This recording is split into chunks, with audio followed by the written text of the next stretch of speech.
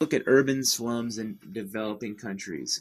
Try to understand some contributing factors. First off, we have to talk about the colonial legacies. And one of the things is when the colonial powers were in Africa, for example, they definitely brought with them the idea of segregation, the idea of the haves and the have-nots.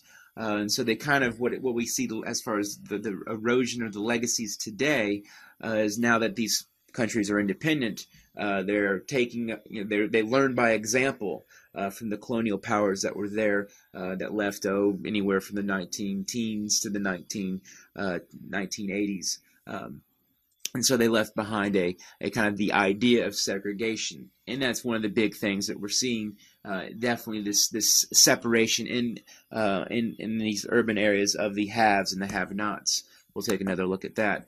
Also, the colonial legacy. We'll talk more about this, like I said, later. But the whole idea was to come in and get resources and get the resources out. And so when the colonial powers came to these urban areas in developing countries, it basically was just using them to get things, setting them up as export centers where everything could then be shipped to and then send them out. And so one of the things that's kind of the impact is in these various countries, you see one city, and it's that one export center, and it is by far the largest city in the whole entire country.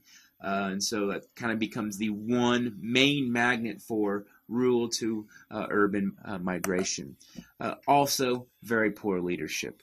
And so we'll talk more about this a little bit later, but very poor leadership in these urban areas in developing countries. Also, a very large, massive rural to urban migration. And so one of the things is these urban areas very much they're very much seen as opportunities. And so you might be out in the rural area and you're hearing about jobs in the city, and so you're seeing a large migration to urban areas because there's this hope that my kids are going to live a better life because I'm going to provide for them by getting a job and having a nice paying job. And then coming back to the rural area and then providing the money for your child's education so that they can live a better life. And so you're seeing a massive rural to urban migration. Like I've said before, the growth that's occurring in the world is really occurring in the urban areas in developing countries. And so you're seeing a massive rural to urban migration. One of the interesting things is not always is it like what we see here. And so a lot of times the urban slums aren't in the inner city areas, aren't in the areas surrounding the downtown. They're actually in suburban areas. So that's one kind of key difference between developed and developing countries.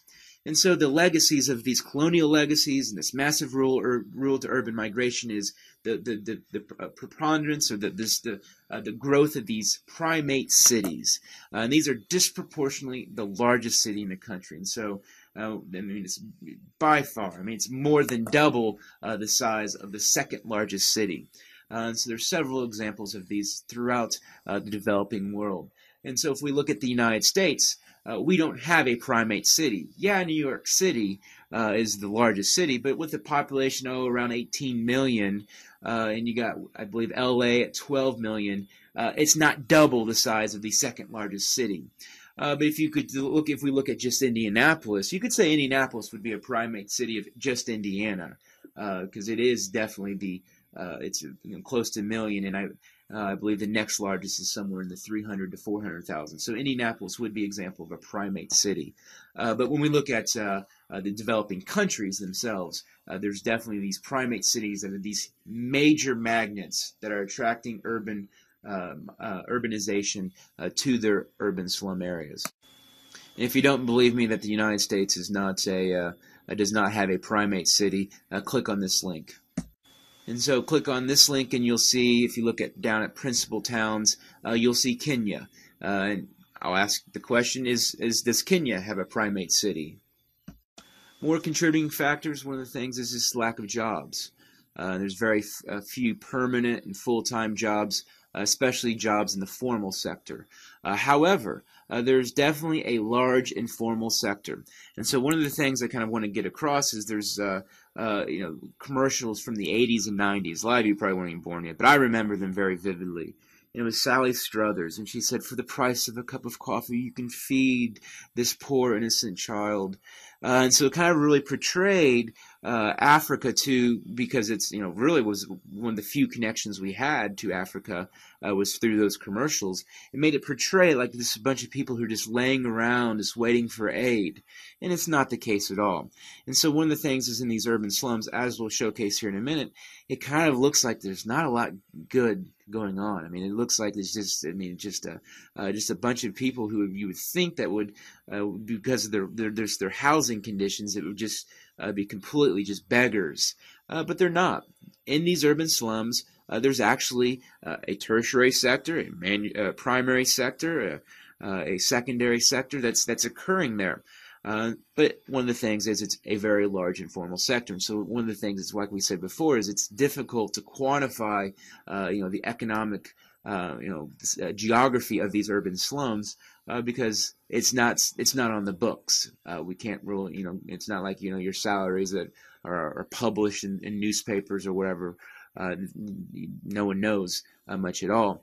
But one of the things here is that women and children, you definitely see the role of gender tend to perform the least desirable jobs, and so it's definitely in these urban slum areas in developing countries, it's definitely still a man's world, a male-dominated world. So what are the types of jobs?